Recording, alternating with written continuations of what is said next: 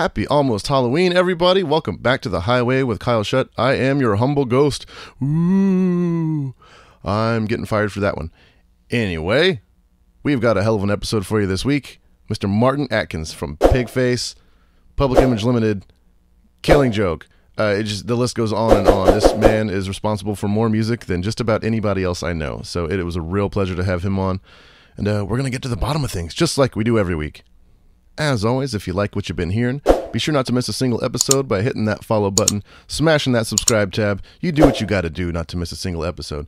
And if you want to go one step further, you can find us at patreon.com/thehighway.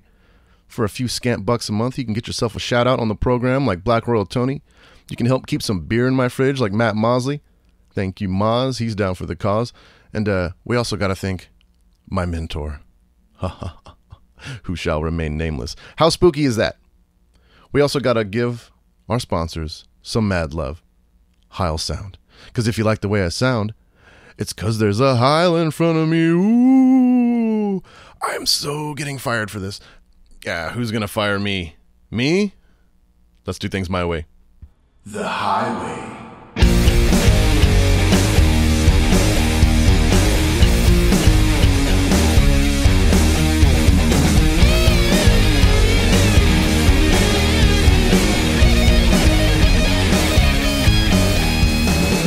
Thank you so much for coming on the show.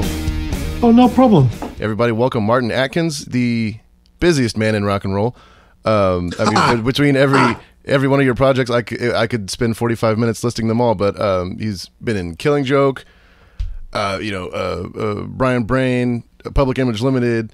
It goes on, and 9 Inch Nails. It all culminated with probably the biggest supergroup ever, Pigface, which maybe, I don't know, I think like maybe Parliament Funkadelic might be the only other group with as many members over the years.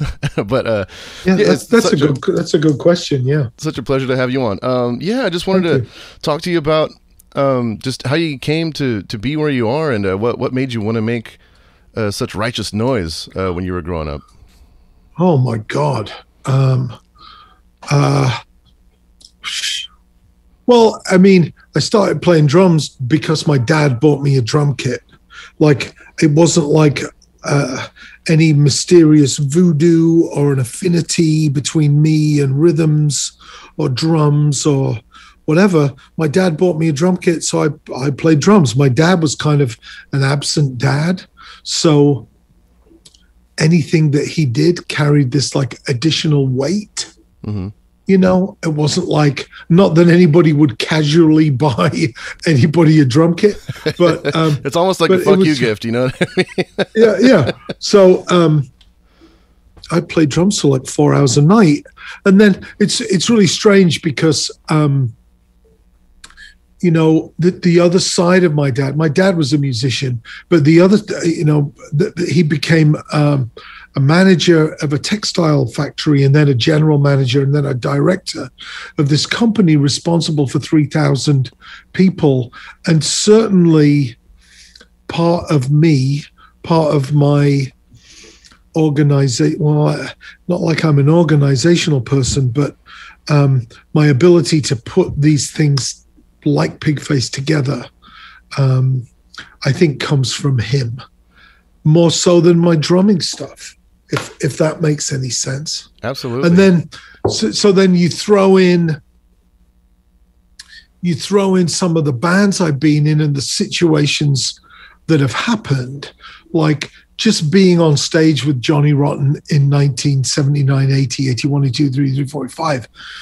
I mean, John was different then, like not as a person, although I'm sure he was, but as a person in the world. People would, fall off the pavement when we would walk by. I watched thousands of people in audiences just hypnotized by him on stage. So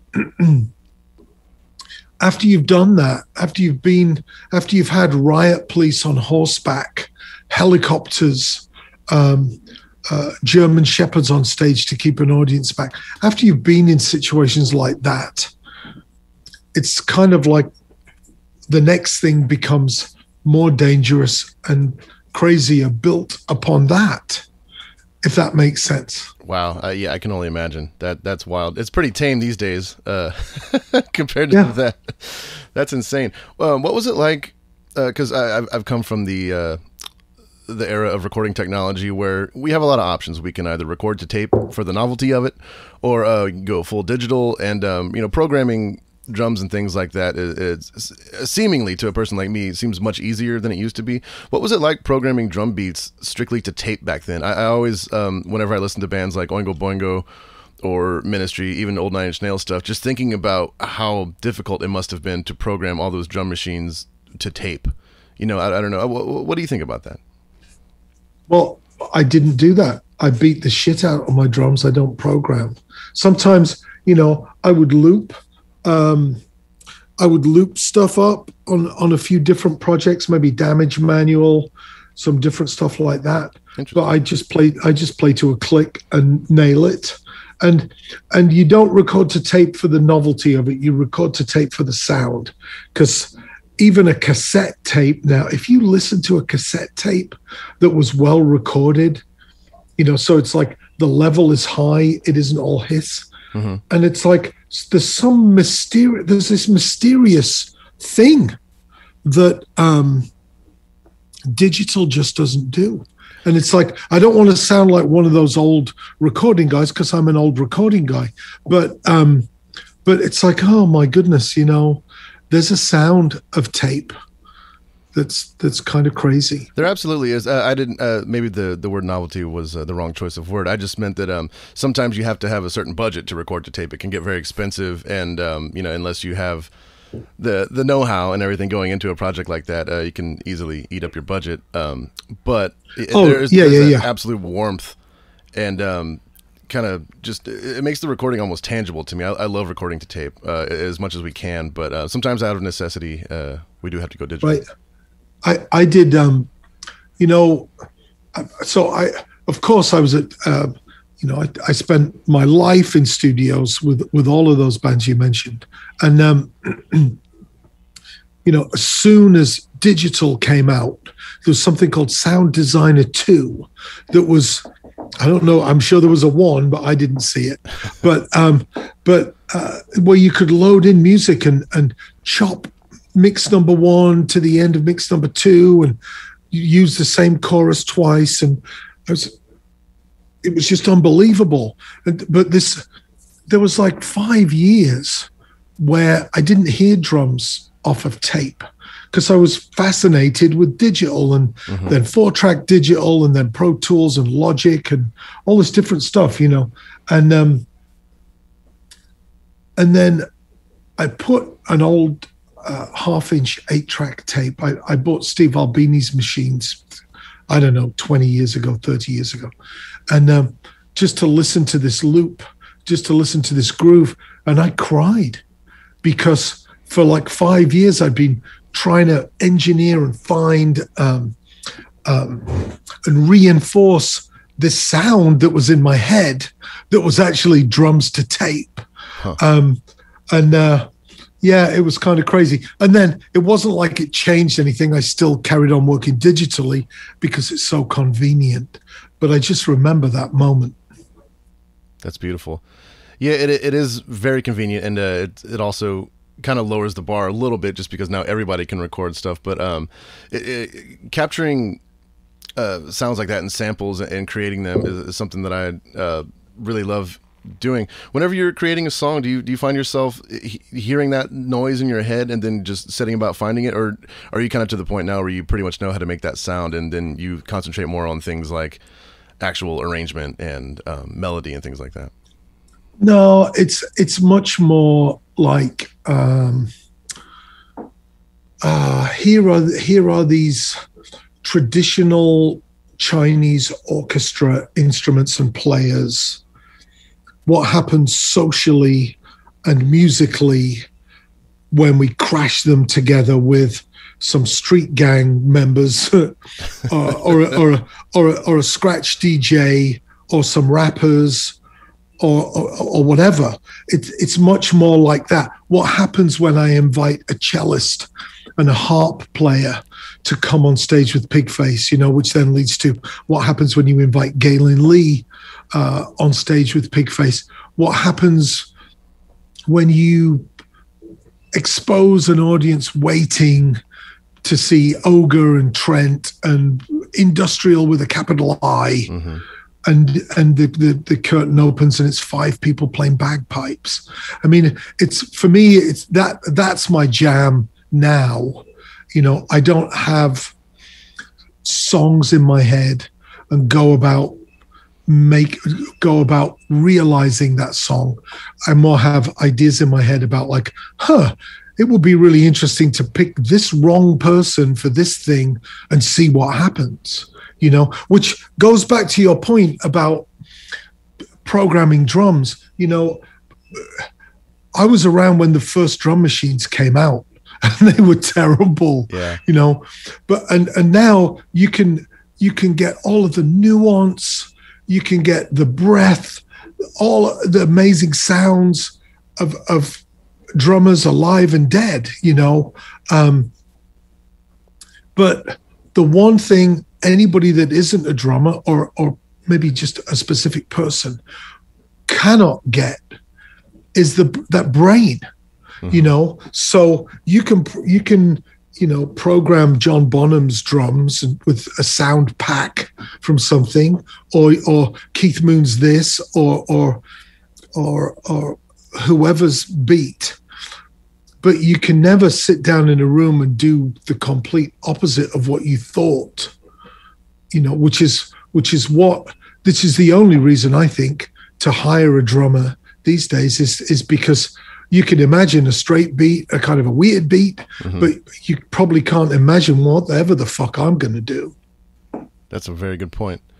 Yeah, and I do enjoy letting other people, artists and drummers especially. I consider myself a guitar player, even though I can play drums or keyboards or whatever like that. But it's that brain, that certain brain. Like whenever you bring in a drummer, that's what they do. They play the drums. They're always going to come up with something that you would have never thought of. And I love giving them the freedom to do that and just letting the song grow that way.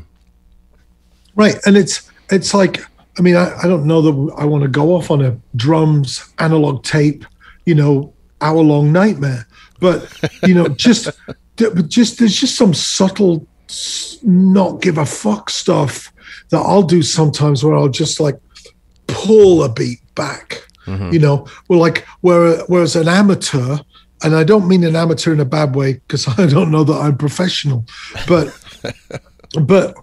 where a less experienced person might be enthusiastically and adrenalized beat that really pushes things along. But sometimes if you pull something back, it's more powerful because you're pulling on the reins of the beat, you're holding it back, which implies more danger. If you were ever to let the reins go, I don't know. I'm not really sure what I'm talking about, but no, that makes perfect sense. Playing behind the beat is a very intricate art that when done properly, it just creates this chaos that is pretty imperceptible to most people that wouldn't think about actual arrangement or just aren't musically inclined. But yeah, I know exactly what you mean. But speaking of danger, I mean, you're known for playing with Nine Inch Nails, Ministry, some of the scariest bands that ever put on a live show. I never got the pleasure to see those bands in their heyday, but was it really as dangerous as the stories make it out to be? Because Al Jorgensen's book that he just recently wrote, really it's fascinating to me to read some of those stories. Well, yeah, but I mean, to me, Ministry, the tour I did with Ministry was 1990. So, I mean, that's 10 years after I got on a plane and went to France with Public Image Limited, and 10 members of our touring party were taken off the plane by Scotland Yard plainclothes and not plainclothes policemen, And I mean, I used to travel 80, 81, 82. I used to travel with prescription speed. And I don't mean speed that was so strong you need a prescription. I actually had a prescription, so I could try. I mean, so I'm popping speed pills in front of a cop at JFK Airport, just waiting, just like, come on, motherfucker, like not realizing I could have just been like shot and put down the luggage chute. That didn't occur to me till like last week. But everything was more dangerous in the 80s. Mm-hmm. We stayed at the Iroquois Hotel, which now is like a fantastic Monte Carlo looking resort, where you expect Duran Duran to come dancing down the front steps. When I lived there for 6 months, it's just off Times Square. And you might think, oh, Times Square, it's like Disneyland. It wasn't in 1980. You'd expect him to get shot in the back of the head buying a slice of pizza. Mm-hmm. So some of the things that we look at now, I think one of the things I spend a lot of time doing is providing context, So, I tell my students, well, the Sex Pistols said fuck on television news. And it's in today's context, it's like, yeah, okay, Tom Hanks said fuck on ABC's morning news show. Nothing happened. When John said fuck on the TV in 1976, the country came to a standstill, and members of the Pistols were stabbed on the train. People were outraged, so they couldn't play a concert anywhere in the country. I mean, all of the, yeah, I didn't play live with Nine Inch Nails. I'm just on the Wish track, something else on Broken, and in the Head Like a Hole video. Right. But if you look at that Head Like a Hole video, the danger I saw in that video was me. Like, I just got bored. We did so many takes. I ended up throwing my drums across the set, getting in a cab and going home. Which it's like, well, why would you do that? How unprofessional. It's like, yeah, but by that point, I'd been playing drums for 20 years, and it was 12 years after PIL and 1 year after Ministry, and just, yeah. Yeah, speaking of Head Like a Hole and Pretty Hate Machine, today is the anniversary of its release. October 20th, 1989 is when it came out. So however many years ago that is. I'm old. Oh, really? But yeah, that was a great video. And I wanted to ask you about that because Nine Inch Nails weren't necessarily like a two-drummer band. What was the decision behind having two drummers in the video? Was it just for the aesthetic? Oh, God. I mean, they were staying at my house. And so maybe it was just Trent thought it would be rude not to ask me.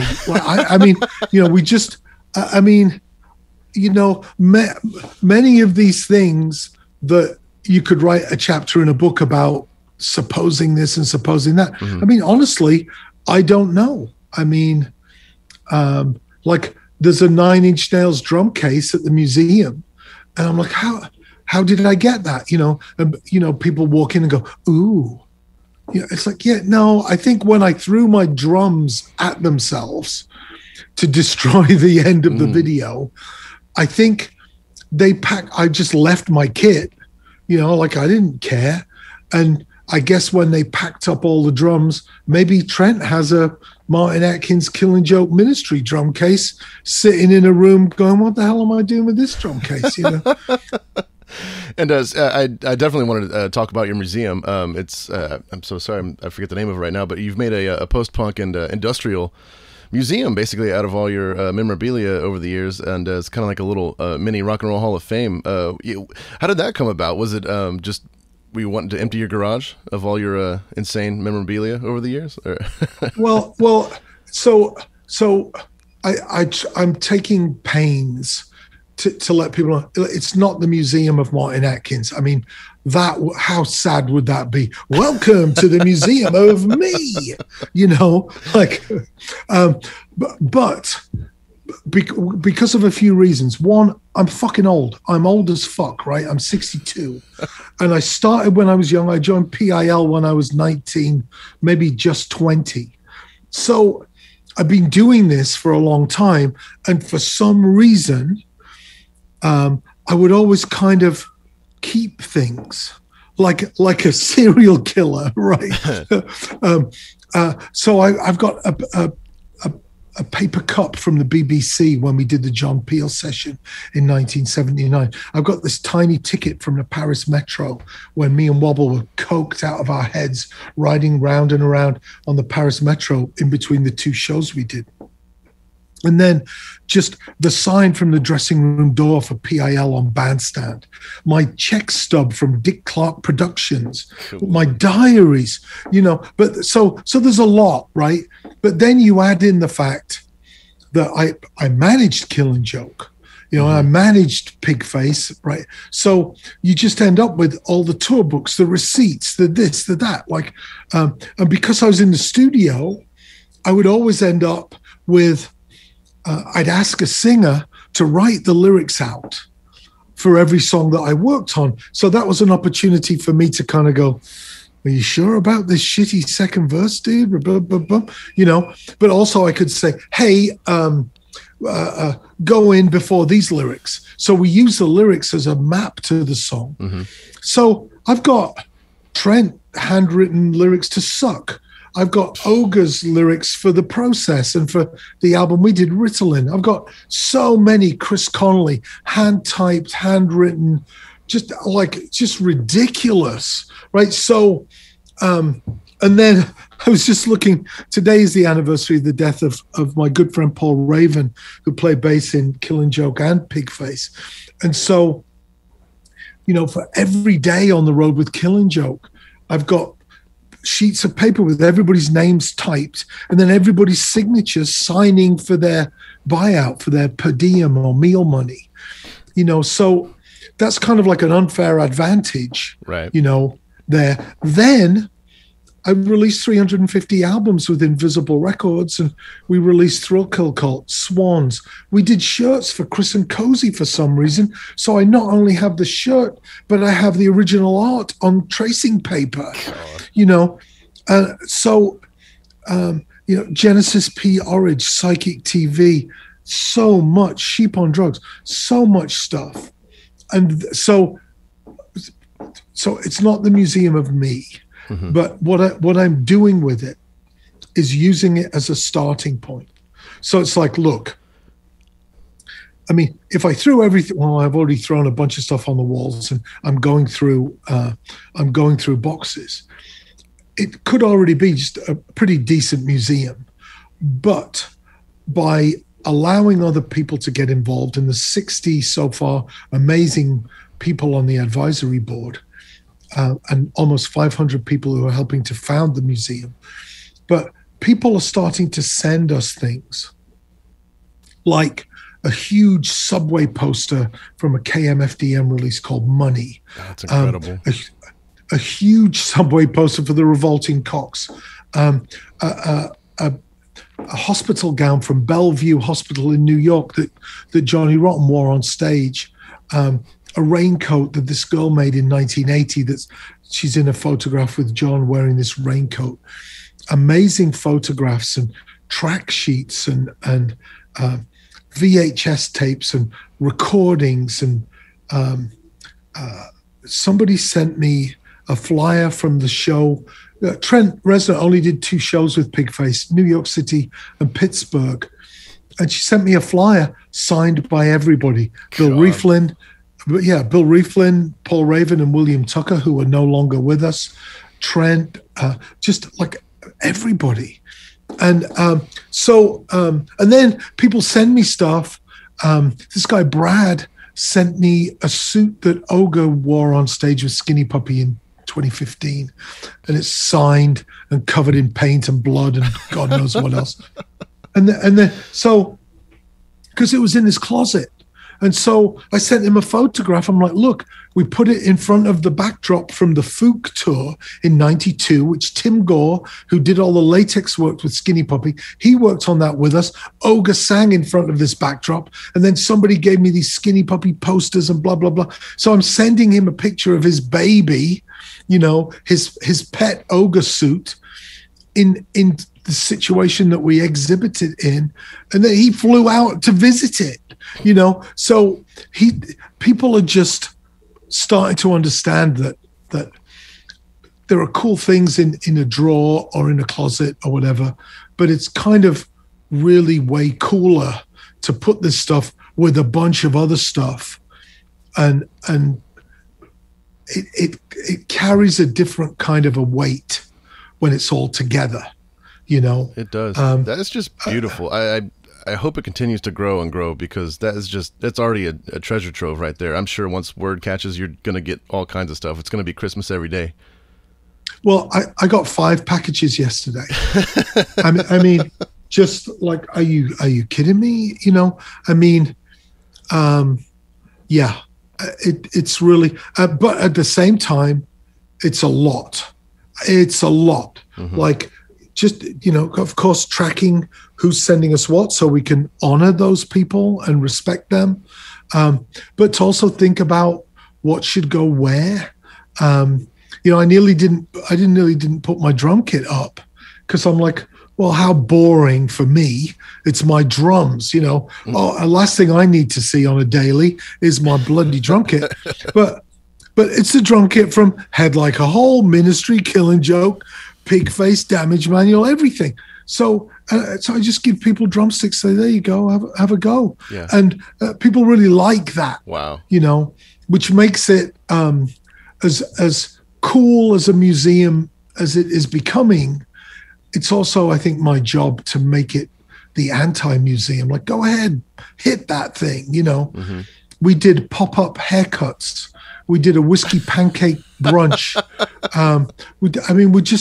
We let people come in and go downstairs to the studio and mix Trent Reznor singing Suck with Pigface and leave with a cassette. You know, I mean, we're doing some non-museum things, because that's what post-punk and industrial should be doing with a museum. I love that idea. That is so cool. What speaking of it just being your job as well, after playing in so many bands, putting out so many records and everything, what was it that led you down the road of academia and beginning to teach and sort of attack it from the other angle? Usually we get into music to run away as far away from school as we can. But what brought you back? Well, you know, I left school when I was 16. So the easy answer, I think the important answer, is completely by accident.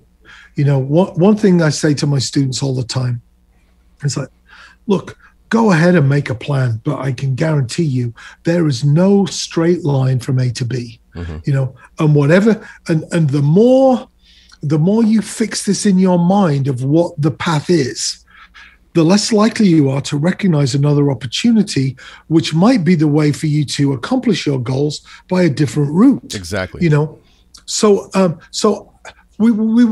I was booking all of these crazy tours, not just Pigface, right, with revolving lineup. Like Danny Carey's coming out for 10 days in 94. Then somebody else will do this, and, you know, just craziness. Mm-hmm. But we'd also have 4 opening acts, and we'd take out this 2-bus package, you know, and then we do probably 80 to 100,000 promotional postcards, but 8 to 10 different designs with different partners, you know, from a marketing point of view, with different mailing lists and fan bases, right? Mm-hmm. And then we do 20 to 30,000 promotional CDs. You know, I'm going back 20 years. And we'd work with Jägermeister, and I'm like, I heard about this idea of interns. I'm like, interns, what's this? It's like, well, college students who will come and help in exchange for kind of learning about the business, mm-hmm. and college credit. I'm like, oh my God. So I drove up to Columbia College, Chicago. It's like 5 miles up the street from me. And I did a presentation to the faculty about these tours that we were doing and all the partners and, you know, all the street teams and all the stuff that was kind of ahead of its time back then. Mm-hmm. And somebody said to me, when can you start? And I said, I can put interns in my car now. We need help. And they're like, no, when could you start teaching? and I said to them, teaching what? And they're like, this, you're killing it. And I was like, you know, I had 2 kids back then. I got 4 now. And that, it just made me pause, like, well, what would I advise my kids to do? What about their future? And I thought the craziest thing I could do is say yes. Mm-hmm. And I thought that was the opportunity, and it wasn't. I walk into the first class, which was only a week later, and they're using a book written in 1962 called Theater and Touring the Theater. I'm like, we can't use this book, and there really wasn't one. So I started to write Tour Smart, which was my first book. And because I'm a post-punk fucker, I released it myself. It became an Amazon Music Business bestseller. And I'm like, oh, maybe wow, here's this other opportunity. Turns out that wasn't the opportunity either, although it was. Then I start several years of keynote speaking, public speaking, which is like the furthest thing from anything I would have ever said I wanted to do. Mm-hmm. But I applied all of my kind of, how can I fuck this up mentality to public speaking, and ended up going to Norway 5 times, South America, Medellin, Santiago, Chile, like Australia, like more Japan, more places than I've been drumming, and I've been a lot of places drumming. So the answer is I started teaching by accident, and then of course as I started to teach, I realized what a great way to learn it is to teach. Mm-hmm. So I got better at my crazy stuff. I started to recognize templates and patterns and risk and mitigating risk, and also then celebrating the craziness of Pigface and the things that we do. And went back to school, got my associates in audio, my bachelor's in entertainment media business, and my master's in creative media. And so now I think I'm close to 20 years teaching. But what I've been doing for the last maybe 8 years is, instead of like going to teach and like, okay, class, where were we? Blah, blah, blah. Now I'm like, all right, class, I've got this tour to do. Want to come on a tour? Or we're doing 2 shows at House of Blues in Chicago. Want to run the merch and be involved in production? Who wants to run the VIP, And we actually took students on the last Pigface tour in 2019. We had a second bus, and we had mentors on the bus. Wendy Day, who was credited with getting Eminem his deal. She has something called Rap Coalition. She came on the bus as a mentor. People would just piss their pants to spend a few days on a bus with Wendy, So I think I've taken that, being on stage with riot police and helicopters and German shepherds. I'm trying to take my ability to deal with that chaos and apply it to the classroom. That's crazy. I mean, all just because you said yes. You could have said no and just walked away from it all. And, yeah, I try and tell my students that as well. I always say yes to everything. Everything, because you don't know. You're saying no to something what you think is in your head, mm-hmm. but you don't even know. And if I don't know, and I'm 62 and I've done a lot, you sure as fuck don't. Mm-hmm. And if it sucks, you can always walk away, but you'll never know unless you just keep saying yes and keep putting one foot in front of the other. I always say yes to everything and just figure it out later. Right. And there's kind of I'm sensing a spell of not so much of that. So I changed. I teach down at Millikan University. It's like 2 hours south of Chicago. Mm-hmm. And I changed the internship requirement from 1 to 3. And I might change it to 5 at some point, because, if you only have to do 1 internship, people always find an internship with their uncle or some bullshit mm-hmm. thing. But when you require 3, they kind of almost have to take 1 out of desperation. Mm-hmm.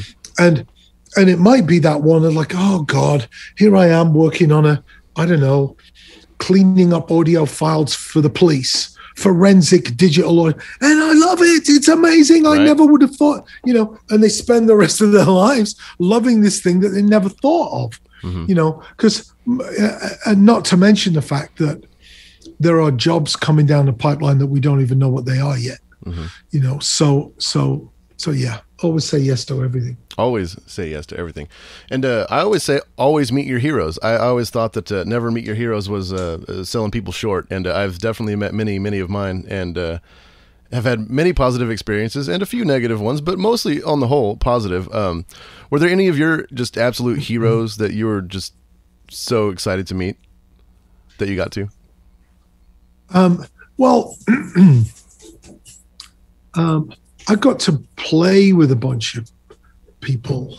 I mean, I would have to. So speaking as a drummer and thinking about drummers and bass players today, as I said, with the anniversary of the death of Paul Raven, playing with Flea was kind of insane. Really?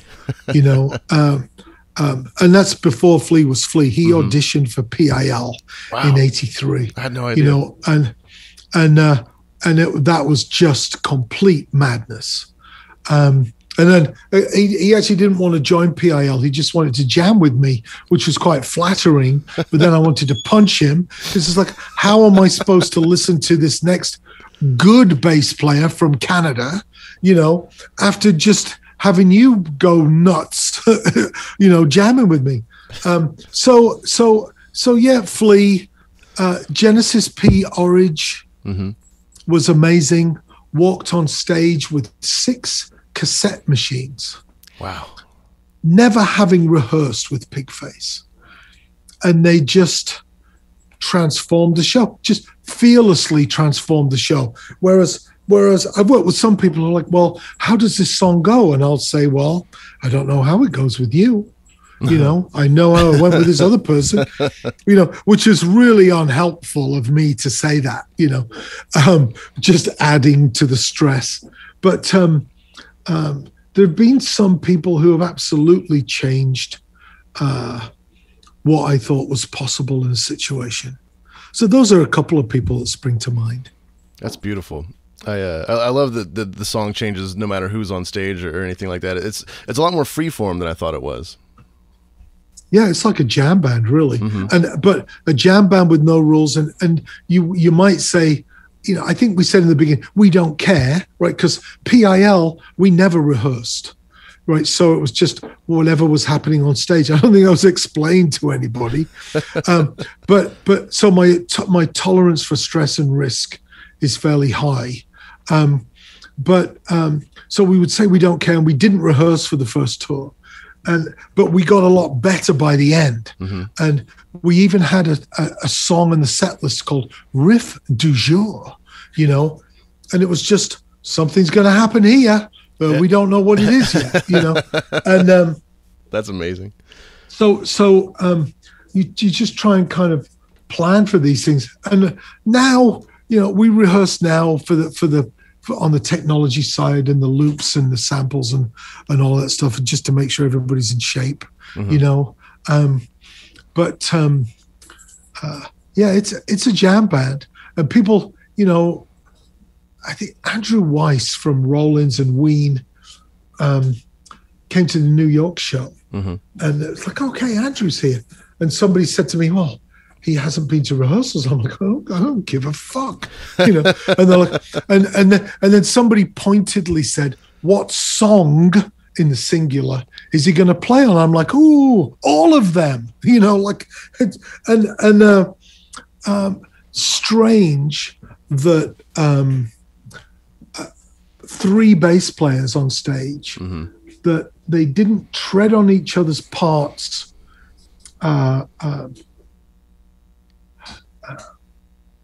in an EQ sense, on a frequency sense, in a part sense, or in a physical sense. They didn't tread on each other, which is a good thing because Andrew doesn't wear shoes on stage. And it was just kind of miraculous, really, that Andrew found his way. Maybe that's a thing that happens with Pigface. It's like, here's this crazy thing. You can absolutely do anything you want, which causes people to kind of listen and be very careful to honor that spirit and do some crazy stuff, but at the same time, not be one of those assholes. I don't think we've ever had an asshole on stage trying to, do a solo or me, the whole thing, That's saying something considering the sheer amount of people that have been in that band over the years. Yeah. That's incredible. Kind of crazy, really. I know, right? Hey, Martin, thanks so much for sitting down and talking with us. I really appreciate your point of view, and I sincerely respect everything that you contributed to the world of music, because it is staggering when you take a step back and look at it. It's a real honor to talk to you, and I always ask my musical guests at the end of the program if there's any song that they'd like to play. I know that you did a live record from the Pigface tour back in 2019. If you want to play something off of that, or anything at all that you'd like, it doesn't even have to be anything that you're involved in. Well, okay. There is a song. Actually, I was thinking about this. One of the coolest. I mean, we've been talking about Pigface not as a musical entity, but a social community vehicle, right?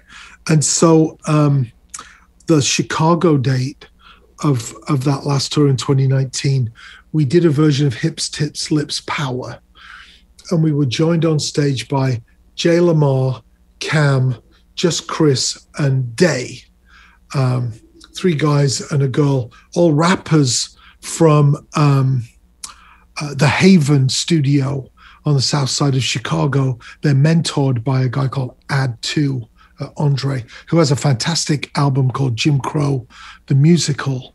And they'd never performed with Pigface before. I've known Ad for a while, and he said, you should go to this thing. So there's like 1,100 people in the theater, and there's, I don't know, 6 or 7 drum kits on stage. There must have been 60 people on stage, and they just came and just threw down. So if you wanted to play Hips, Tits, Lips, Power from that album, that would be great. It's everybody in the band had said to me at some point during the tour, perhaps we could back off a little bit on random people coming on stage. because Pigface is important, and people were kind of working out guitar parts, working out bass parts, or working on harmonies, God bless them, And I understood it, but I'm like, yeah, I take your point. No. And so when 4 kids that we'd never met before, I mean, I met them for like 10 minutes before, come on stage to throw something down, it was definitely a like, now what are you doing, Martin? But honestly, it was, I think, everybody's favorite 7 minutes on stage with Pigface ever. Yeah, it was really great. That's incredible. We're totally going to play it. And like I said, thank you again. It's a real honor to have you on the program. I sincerely appreciate you. Thank you. I appreciate that. And send me a link and I'll bounce it around. Yes, sir. All right. Thanks again. Cool. Thanks a lot. All right. Bye. Bye. One truly deserves to be on every British shit list. We got some guests coming in on this tune. Martin, would you like to introduce the guests, please? Here's some students from the Haven 47 at King Drive.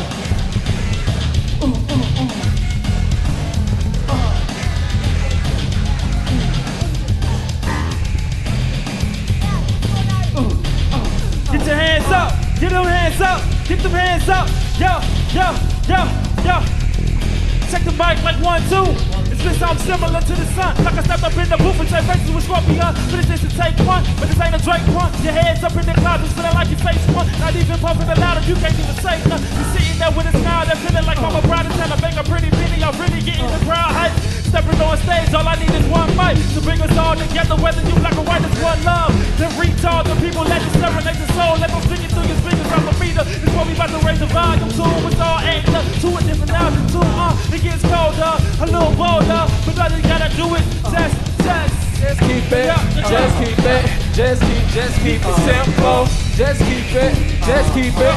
Put your hands in the air, sync with the flow. I don't got meds. I don't do a lot of talking, it ain't much said. But I know when these haters see me face rush red, because I got that type of beavers make them butt heads. I've been on the right path, never been back left. Caught a kid a bar of soap, cause I've been that fresh. I'm impressive, the best will confess that I'm blessed. It's a mess how I get under they skin like flesh. But Spike Lee, I'ma switch the script up and catch the Holy Ghost the way I spit the scripture. Break it down like a fraction. I've been descriptive. Photogenic gimmicks still never get the picture. The things that you do get it too descriptive. Too busy trying to blend and they beat the mixture. Move quiet, something like a silent twister. Still slide on sluts like Jack the Ripper. Bragging white, but got bragging right. Cause the boy spit crack, don't grab the pipe. The boy snake guys, I didn't even grab the knife. Like hey, I'm cutting up, someone grab the knife. I'm a big piece, nothing like the average slice.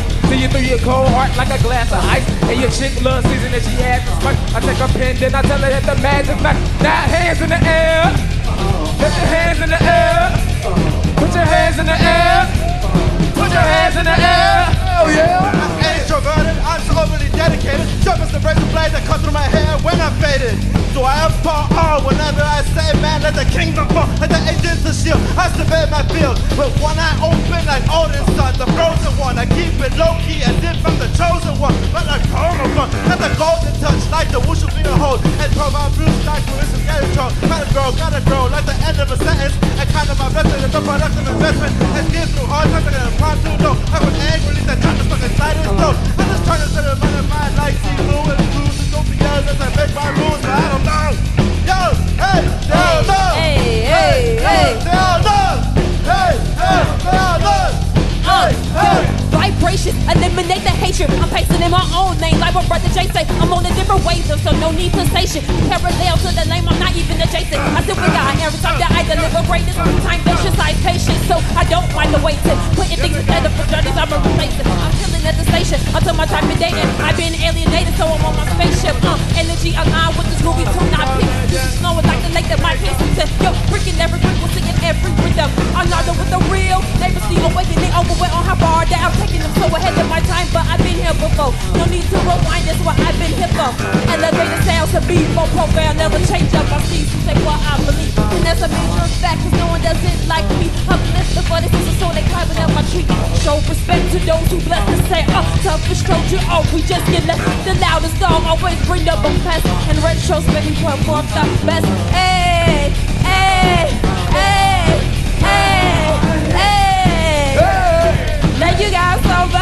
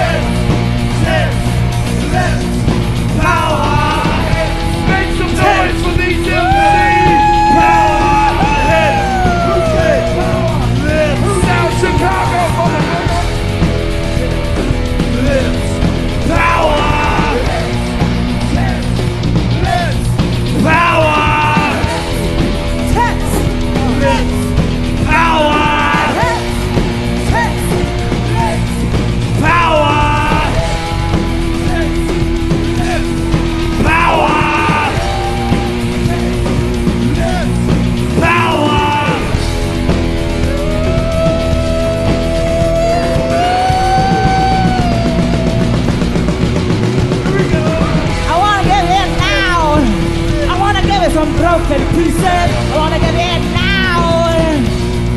Hannah Glover, I wanna get in now. Broken pieces, I wanna get in now. Bound and tied, tied, bound and tied. Broken pieces.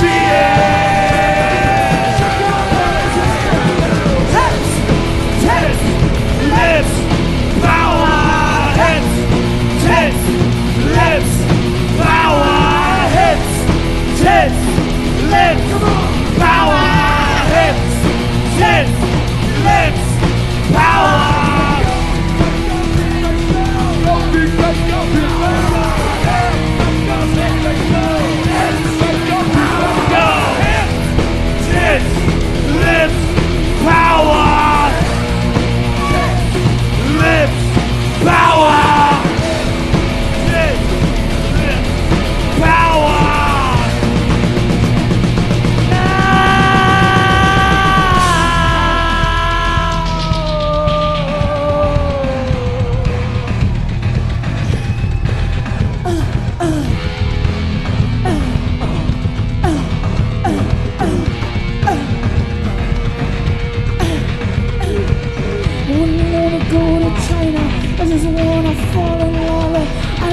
some broken pieces.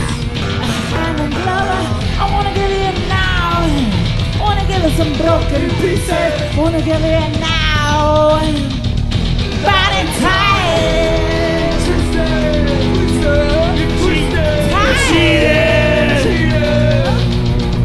Body tight. Broken pieces.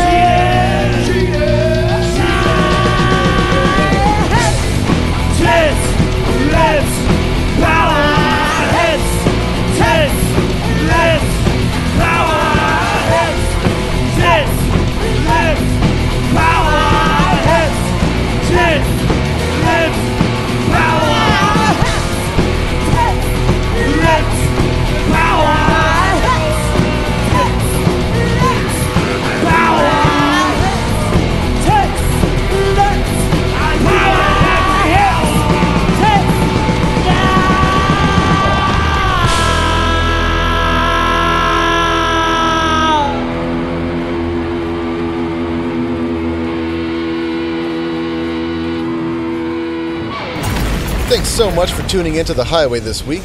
A big shout out to Reverend Guitars, Railhammer Pickups, and Earthquaker Devices. If you liked what you heard, you can follow where you can follow, subscribe where you can subscribe, and if you want to go one step further, you can support us on Patreon at The Highway with Kyle Shutt. For a few bucks a month, you can help us keep this party going, get early access to next week's episode, and even get yourself a shout out.